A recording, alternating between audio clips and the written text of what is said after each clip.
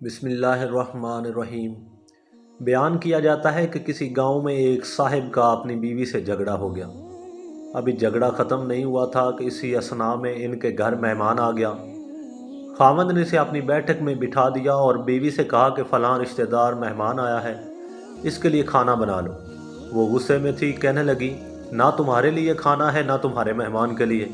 وہ بڑا پریشان ہوا کہ لڑائی تو ہماری اپنی ہے، اگر رشتہ دار کو اس بات کا پتہ چل گیا تو خواہ مخواہ خاندان میں بات ہوگی اور خوراک خواری الگ سے ہوگی۔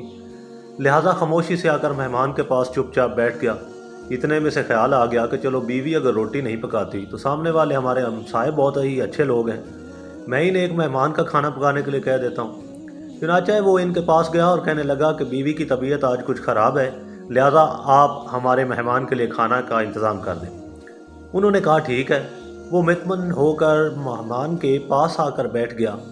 مہمان کو کم سے کم کھانا تو مل جائے گا جس سے میری عزت میں بچ جائے گی۔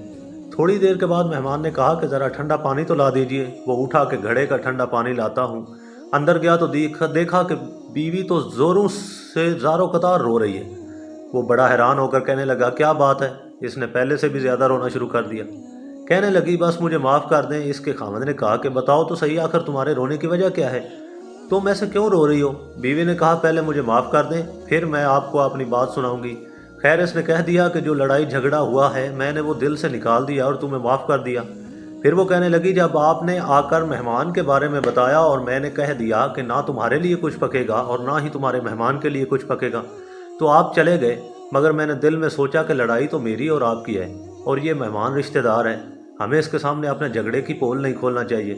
چنانچہ میں اٹھی کہ کھانا بناتی ہوں۔ جب میں باورچی خانے میں گئی تو میں نے دیکھا کہ جس بوری میں ہمارا آٹا پڑا ہوتا ہے، ایک سفید لباس شخص اس بوری میں سے آٹا نکال رہا ہے۔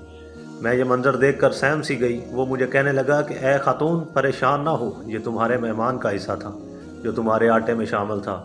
اب چونکہ یہ ہمسائے کے گھر میں پکنا ہے اسی لیے وہی آٹا لینے کے لیے میں یہاں آیا ہوں۔